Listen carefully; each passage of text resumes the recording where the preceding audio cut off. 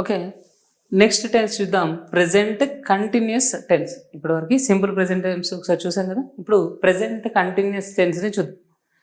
పేర్లోనే ఉంది కదా, ప్రెజెంట్ అంటే ఇప్పుడు, కంటిన్యూస్ టెన్స్ కంటిన్యూగా జరుగుతుండాలి. అంటే ఇప్పుడు మనం కంటిన్యూగా చేసే వర్క్స్ అన్నీ కూడా ప్రెజెంట్ కంటిన్యూస్ టెన్స్లోనే ఇప్పుడు కంటిన్యూగా చేసే పనులు. సరే, ఒక్కసారి దీని స్ట్రక్చర్ చూద్దాం.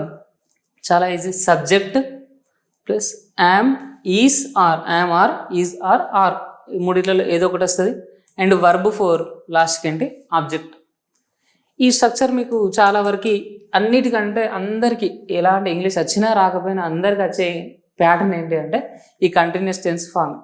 సో ప్యాటర్న్ ఏంటి, subject, am or, is or, are, verb four plus object.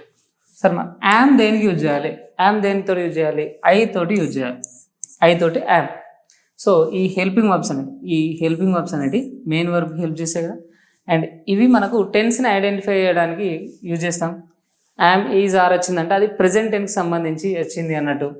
So present టెన్స్లో మళ్ళీ కంటిన్యూస్ సింపుల్ ప్రెజెంట్ టెన్స్లో కూడా యూజ్ చేస్తాం. సో దాన్ని బట్టి మనకు ఈ హెల్పింగ్ వర్బ్స్ అది ఏ టెన్స్ అనేది ఐడెంటిఫై చేయడానికి ఈజీ ఉంటుంది. సో చూద్దాం. యామ్ దేనికి యూజ్ చేస్తారు, ఐ తోటి యూజ్ చేస్తారు, తెలుసా. యామ్ ఏ టీచర్, నేను ఒక టీచర్.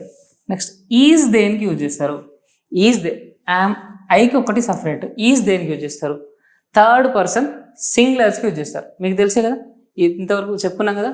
ఈజ్ దేనికి యూజ్ చేస్తారు, థర్డ్ పర్సన్ సింగులర్. ఏంటేంటి మళ్ళీ ఒకసారి చెప్పండి. హీ, షీ, ఇట్, దట్ కూడా. అండ్ నేమ్స్ వచ్చినప్పుడు కూడా అవన్నీ కూడా థర్డ్ పర్సన్ సింగులర్స్. ఏంటంటే he, she, it, that and names.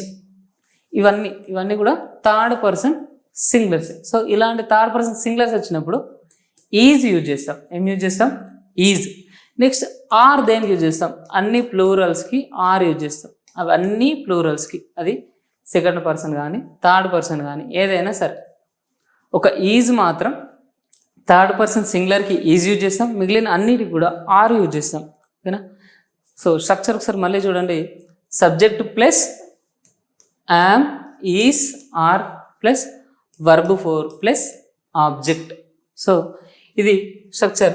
మీరు ఏది రాసినా కూడా ఈ స్ట్రక్చర్ని ఫాలో అవుతూ రాయాలి. ఇప్పుడు చూడండి, నేను మీకు టీచింగ్ చేస్తున్నా. సబ్జెక్ట్ ఏంటిది, నేను కదా, ఐ తోటి ఏం హెల్పింగ్ వర్బ్ యూజ్ చేయాలి, యామ్. తర్వాత ఏం రాయాలి, ఇవి అయిపోయింది కదా. Next verb four. నేను ఏం చేస్తున్నా, టీచింగ్ చేస్తున్నా. వర్బ్ ఫోర్ ఏంటిది, టీచింగ్, ఐఆమ్ టీచింగ్. ఏం చెప్తున్నా, English, I am teaching English. So ఇలా ఈ ప్యాటర్న్ని ఫాలో అవుతూ రాస్తే సరిపోతుంది. మీకు ఈ ప్యాటర్న్ మీరు బైహార్ట్ చేసుకోగలిగితే, బైహార్ట్ కూడా అవసరం లేదు. మీరు ఒక ఎగ్జాంపుల్ మీ మైండ్లో ఉందనుకోరు. ఇప్పుడు ఐఆమ్ టీచింగ్ ఇంగ్లీష్, ఇది మీ మైండ్లో ఉందనుకోరి. సో మీకు ఈజీగా ప్యాటర్న్ని ఐడెంటిఫై చేయొచ్చు. సబ్జెక్టు తర్వాత ఒక హెల్పింగ్ వర్బ్ రావాలా, ఐతోటి యామ్ వచ్చింది. అదే ఈ యామ్ హీ, షీ, ఇట్ వస్తే ఈజ్ వస్తుంది. యూ కానీ దే కానీ ప్లూరల్ ఫామ్స్ వస్తే ఆర్ వస్తుంది. సబ్జెక్ట్ వచ్చింది, తర్వాత హెల్పింగ్ వర్బ్ వచ్చింది, తర్వాత వర్బ్ ఫోర్ వచ్చింది, తర్వాత ఆబ్జెక్ట్ వచ్చింది కదా. సో మనకు ఒక ఎగ్జాంపుల్ని యూజ్ చేసుకున్నాం. ఒక ఎగ్జాంపుల్ మన మైండ్లో ఉన్నా కూడా ఈ ప్యాటర్న్ని ఈజీగా ఫాలో అయిపోవచ్చు. సో ఈజీగా ఈ ప్యాటర్న్ని మనం ఐడెంటిఫై చేయొచ్చు. యామ్ అనేది ఐతో యూజ్ చేస్తాం. ఈజ్ అనేది third person singulars, he, she, it అలా. నెక్స్ట్ ఆర్ అనేది ప్లూరల్స్తో యూజ్ చేస్తాం. ప్లూరల్ సబ్జెక్ట్స్ ఏవేవి ఉంటే ఆర్ యూజ్ చేస్తాం. సో ఫస్ట్ మనం మెయిన్గా తెలుసుకోవాల్సింది ఏంటంటే ఈ టెన్స్ ఎప్పుడు యూజ్ చేస్తారు.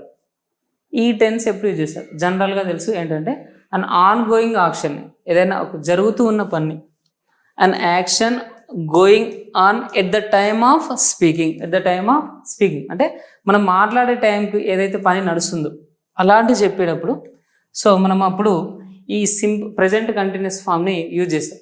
అంటే మనకు ఒకటి ఆన్ గోయింగ్ యాక్షన్, పని ఎలా ఉండాలి, ఆన్ గోయింగ్, నడుస్తూ ఉండాలి. సో ఇక్కడ ఎగ్జాంపుల్ చూడండి, షీ ఈజ్ ఈటింగ్. సరే, ఏదైనా ఆబ్జెక్ట్ రాద్దాం ఒకసారి. Mango, she is eating mango. చూడండి, సబ్జెక్ట్ తగ్గట్టు మళ్ళీ నెక్స్ట్ ఏం రాయాలి, యామ్ అన్న, ఈజ్ అన్న, ఆర్. ఇక్కడ షీ తీసుకున్నాం కదా, యామ్ ఐ. సో ఆమె థర్డ్ పర్సన్ సింగులర్ కాబట్టి ఈజ్ తీసుకున్నాం. తర్వాత ఏంటిది, వర్బ్ ఫోర్ ఏంటిది, ఈటింగ్. తర్వాత ఏంటిది, ఆబ్జెక్ట్, దాని ఒక ఆబ్జెక్ట్ రాసాం. సో ఇంకొకటి ఇక్కడ ఇచ్చారు చూడండి, they are watching movie, they are watching movie. ఇవి చాలా ఈజీ ప్యాటర్న్, చాలా ఈజీ అర్థమైతే. సబ్జెక్ట్ తీసుకోవాలి దే, ప్లూరల్ ఫామ్ కాబట్టి ఆర్ అనే హెల్పింగ్ వర్బ్ని యూజ్ చేస్తాం. తర్వాత ఏం యూజ్ చేయాలి, వర్బ్ 4. తర్వాత ఏంటి, verb 4 watching a movie, watching a movie. ఇది ఆబ్జెక్ట్. గుర్తుపెట్టుకోండి, ఈ యామ్ కానీ ఈజ్ కానీ ఆర్ వీటితోటి వర్బ్ 4 వచ్చినప్పుడే ఇది కంటిన్యూస్ టెన్స్ అవుతుంది. ఈ మూడిటితోటి వర్బ్ 4 వచ్చినప్పుడే కంటిన్యూస్ టెన్స్ అవుతుంది. ఈ మూడిటితోటి వర్బ్ 4 పక్కకు లేదనుకోరు, అదే టెన్స్ అవుద్ది. మీకు ఇంతకుముందు చెప్పాను simple present tense. I am in class, I am in class. ఇక్కడ చూడండి యామ్ తోటి వర్బ్ 4 వచ్చిందా, వర్బ్ 4 రాలే. సో ఇది సింపుల్ ప్రెజెంట్. యామ్ తోటి వర్బ్ 4 వస్తాయి. ఈ మూడిటితోటి వర్బ్ 4 వచ్చినప్పుడు మాత్రమే అది కంటిన్యూస్ టెన్స్ అంట. వీటితోటి వర్బ్ 4 రాకపోతే అది కంటిన్యూస్ టెన్స్ కాదు, అది సింపుల్ ప్రెజెంట్ టెన్స్ అవుద్ది. సో చాలా ఈజీ ఎగ్జాంపుల్ ఇది. అండ్ ఇంకొక ఎగ్జాంపుల్ చూడండి, for temporary actions which may not actually be happening at the time of speaking. ఇది చాలా చాలా ఇంపార్టెంట్ రూల్. అంటే ఏంటంటే ఫర్ టెంపరరీ యాక్షన్స్, మనం మాట్లాడే టైంలో ఆ పని జరుగుతలేదు అయినా జరుగుతున్నట్టు చెప్తాం. ఏంటి సార్ నాకేం అర్థం కాలేదు. నేను ఒక ఎగ్జాంపుల్ ఇస్తాను. ఇప్పుడు నేను నా ఫ్రెండ్కి ఒక బుక్ ఇచ్చాను, వాడిని చదువురా అని అన్నాను. సరే వాడు చదువుతా అన్నాడు. వాడు మధ్యలో ఒక 2 days తర్వాత కలిస్తే అరే బుక్ చదువుతున్నావారా అంట. వాడేమంటాడు, అవునరా చదువుతున్నా అంటాడు. చదువుతున్నా అంటే అప్పుడు చదువుతుండా, మనం ఏదో రోడ్డు మీద కలిసాం అప్పుడు చదువుతుండా, లేదు. కానీ వాడు అది ఆన్ గోయింగ్ యాక్షన్ కదా, మెల్లగా నడుస్తుంది కదా, అంటే చదువుతూ ఉన్నాడు కానీ ఆ టైంకి చదువుతలేడు కావచ్చు. అందుకని for temporary actions which may not actually be happening at the time of speaking. అంటే మనం మాట్లాడే టైంకి మే నాట్ బి హ్యాపెనింగ్, అప్పటికి జరుగుతూ ఉండకపోవచ్చు, అయినా కూడా అలాంటి సిచ్యువేషన్ వచ్చినప్పుడు దాన్ని మనం ప్రెజెంట్ కంటిన్యూస్ టెన్స్లో మాత్రమే చెప్పాలి. So I am reading Bhagavad Gita. ఇక్కడ ఎగ్జాంపుల్ ఇచ్చాను చూడండి, I am reading Bhagavad Gita. So నేను భగవద్గీత చదువుతున్నా. అదే నా ఫ్రెండ్ కలిశాడు, అరే నేను భగవద్గీత ఇచ్చిన కదా నువ్వు చదువుతున్నావు అంటే yes I am reading Bhagavad Gita అన్నాడు. సో ఇలాంటి టెంపరరీ యాక్షన్స్ని కూడా మనం కంటిన్యూస్ టెన్స్లో చెప్తాం. చూడండి ప్యాటర్న్ చూసుకోవాలి ఒకసారి. ఐ తర్వాత ఏం రావాలి, సబ్జెక్ట్ ఐ తీసుకున్నాం. తర్వాత ఏంటి, యామ్ అన్న ఈజ్ అన్న ఆర్ అన్న, ఐకి ఏమొస్తుంది, యామ్ వస్తుంది. తర్వాత వర్బ్ 4 ఏంటిది, రీడింగ్, వర్బ్ 4 రీడింగ్. తర్వాత ఆబ్జెక్ట్ ఏంటి, భగవద్గీత. సో ఇది ఒకటి. అయితే అందరికీ చాలా చాలా ఈజీ అనిపించే ఇది కూడా, దీంట్లో కూడా కొన్ని డిఫికల్టీస్ ఉంటాయి. అయితే ఒకసారి ఈ కీవర్డ్స్ అయితే చూద్దాం. కీవర్డ్స్, మరి ఈ టెన్స్ని ఎలా ఐడెంటిఫై చేయాలి? ఏదన్నా ఒక సెంటెన్స్ ఇవ్వగానే వీడు మనకు టెన్స్ని ఐడెంటిఫై చేయాలంటే కొన్ని కీవర్డ్స్ యూజ్ చేస్తాం. Now, at present, look, don't disturb, these days, ఇలాంటివన్నీ కూడా ఎగ్జాంపుల్స్. మనం ఇవన్నీ గుర్తుంచుకోవాల్సిన అవసరం లేదు, దీన్ని చూడగానే మనకు అర్థమవుతుంది. నౌ ఇప్పుడు కదా, సో ఏంటి ఇప్పుడు అన్నప్పుడు ఏం చేస్తాం, మనం ఏదో ఒకటి చేసే పని చెప్తాం. Now I'm listening to English class, నేను ఇప్పుడు ఇంగ్లీష్ క్లాస్ వింటున్నాను. ఇప్పుడు అన్నప్పుడు ఏం చేస్తాం, అయిపోయిన పని ఏమన్నా చెప్తామా, కంటిన్యూస్ ఉన్న వర్క్నే చెప్తాం. So now I'm listening to English class, ఇలా అన్నట్టు. నెక్స్ట్ చూడండి, she is giving a speech at present. అదే టైంకి తను ఏం చేస్తుంది, ఎట్ ప్రెజెంట్ అంటే మీకు అర్థమైపోతుంది ఇప్పుడు అని, అదే టైంకి అని. సో ప్రెజెంట్ టైంలో తను ఏం చేస్తుంది, she is giving a speech. ఇలాంటివి వచ్చినప్పుడు ఈ కీవర్డ్స్ యూజ్ చేసి మనము ఇది కంటిన్యూస్ టెన్స్ అని ఈజీగా ఐడెంటిఫై చేయాలి. లుక్, చూడండి లుక్, అరే చూడు ఏమవుతుంది అక్కడ వాళ్ళు ఫైటింగ్ చేసుకుంటారు, అరే చూడు అక్కడ వాళ్ళు ఫైటింగ్ చేసుకుంటున్నారు, ఇలా అంటాం కదా. ఏంటి చూడు అన్నప్పుడు ఏం చేస్తాం మనం, ఆటోమేటిక్గా కంటిన్యూస్ టెన్స్ చెప్తాం. Look they are fighting, look they are fighting, ఇలా అన్నట్టు. నెక్స్ట్ ఇంకోటి ఏంటంటే డోంట్ డిస్టర్బ్, చాలా చాలా జనరల్, ఇది ఎక్కువ, ఇది కొంచెం ఇంపార్టెంట్. చూడండి డోంట్ డిస్టర్బ్, ఎప్పుడు అంటాం మనం, అరే నన్ను డిస్టర్బ్ చేయకు నేను చదువుకుంటున్నా, అరే నన్ను డిస్టర్బ్ చేయకు నేను వర్క్ చేసుకుంటున్నా అంటాం కదా. డోంట్ డిస్టర్బ్ వచ్చినప్పుడు జనరల్గా ఏ టెన్స్ వస్తుంది, కంటిన్యూస్ టెన్స్ వస్తుంది కదా. డోంట్ డిస్టర్బ్ వచ్చినప్పుడు కంటిన్యూస్ టెన్స్ వస్తుంది. Don't disturb I'm playing chess, నన్ను డిస్టర్బ్ చేయకు నేను చెస్ ఆడుకుంటున్నా. డోంట్ డిస్టర్బ్ ఐఎమ్ ఈటింగ్, నేను తింటున్నాను నన్ను డిస్టర్బ్ చేయకు. సో ఇలాంటి డోంట్ డిస్టర్బ్ అని వచ్చినప్పుడు అది ఆటోమేటిక్గా కంటిన్యూస్ టెన్స్ అని మనకు కొంచెం ఐడెంటిఫై చేయగలగాలి. Next I'm watching lot of movies these days, ఇది కూడా ఈ మధ్య ఎక్కువ యూజ్ చేస్తున్నారు. దీస్ డేస్ ఈ రోజుల్లో, అంటే I'm watching a lot of movies these days, ఈ రోజుల్లో నేను చాలా మూవీస్ చూస్తున్నాను. ఇలాంటి దీస్ డేస్ కనిపించిందా? ఓకే, ఇది కంటిన్యూస్ ఫామ్ అని మనం ఒకసారి ఐడెంటిఫై చేయాలి. ఏంటంటే నవ్ కానీ, ఎట్ ప్రెజెంట్ కానీ, లుక్ కానీ, డోంట్ డిస్టర్బ్ కానీ, దీస్ డేస్ కానీ ఇలాంటి కీవర్డ్స్ వచ్చినప్పుడు ఓకే ఇవి continuous tenses. Continuous tense form ఏంటిది? స్ట్రక్చర్ ఏంటి? Subject plus am, is, are plus verb four plus object. Subject తీసుకోవాలి, దానికి ఆ సబ్జెక్ట్ తగ్గట్టు ఐ అయితే యామ్, థర్డ్ పర్సన్ సింగులర్ అయితే is, he, she, it, that వాటికి. ఆర్ దేనికి? ప్లూరల్స్ వస్తే ఆర్ యూజ్ చేయాలి, తర్వాత వర్బ్ ఫోర్ యూజ్ చేయాలి, తర్వాత ఆబ్జెక్ట్ యూజ్ చేయాలి. ఇది కంటిన్యూస్ ఫామ్. దీనికి మెయిన్గా రెండు యూజ్ చేస్తాం. ఏంటంటే ఒకటి టైం, ఆ టైంకి మనం మాట్లాడే టైంకి జరుగుతున్న యాక్షన్స్ని అండ్ మాట్లాడే టైంకి జరగకపోయినా అవి టెంపరీ యాక్షన్స్ని ఇండికేట్ చేయడానికి కూడా ఈ కంటిన్యూస్ టెన్సే వాడతాం. అయితే మనకు తెలియకుండా మనం చాలా మిస్టేక్స్ ఎక్కడ చేస్తామంటే ఈ కొన్ని తెలియకుండానే కంటిన్యూస్ టెన్స్లో వాడుతాం. ఆ కంటిన్యూస్ టెన్స్ వాడడంతో అది తప్పవుద్ది. ఇది చాలా చాలా గుర్తుంచుకోవాలి. Verbs not used in continuous form. కంటిన్యూస్ ఫామ్లో మనం ఏ వర్బ్స్ని యూజ్ చేయం. సో ఇది అందరు ఒక్కసారి నోట్ డౌన్ చేసుకోండి. ఈ వర్డ్స్ని మనం ఎప్పుడు కూడా కంటిన్యూస్ ఫామ్లో యూజ్ చేయం. కంటిన్యూస్ ఫామ్లో యూజ్ చేయం. ఓకేనా? వర్బుని దేనిదిని? వర్బుని యూజ్ చేయం. మంచిగా గుర్తుంచుకోని వర్బ్స్ని యూజ్ చేయం. అంటే నేను వర్బ్స్ అని ఎందుకు ఇంత నొక్కి చెప్తున్నాను అన్నది మీకు మళ్ళీ అర్థమవుతుంది నెక్స్ట్ చూస్తే. చూడండి, ఈ వర్బ్స్ ఆర్ పర్సెప్షన్స్. పర్సెప్షన్ అంటే అవగాహన. అవగాహన వేసుకునేటువంటి see, hear, smell, notice, recognise. ఇప్పుడు సీయింగ్ అలాంటి వర్డ్ ఉండదు, వర్బ్ ఉండదు.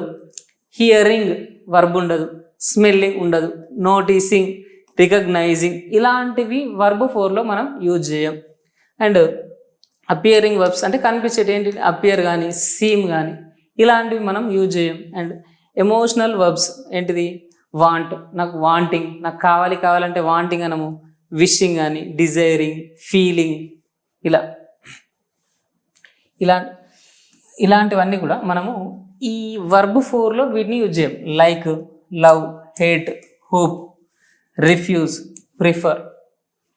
థింకింగ్ వర్బ్స్ ఏంటంటే థింక్ కానీ, సపోజ్ కానీ, బిలీవ్ నమ్మకం, అగ్రీ ఒప్పుకోవడం, కన్సిడర్ చేయడం, ట్రస్ట్. ఇవన్నీ కూడా ఈ వర్డ్స్లో ఎవి కూడా మీరు కంటిన్యూస్ ఫామ్లో యూజ్ చేయొద్దు.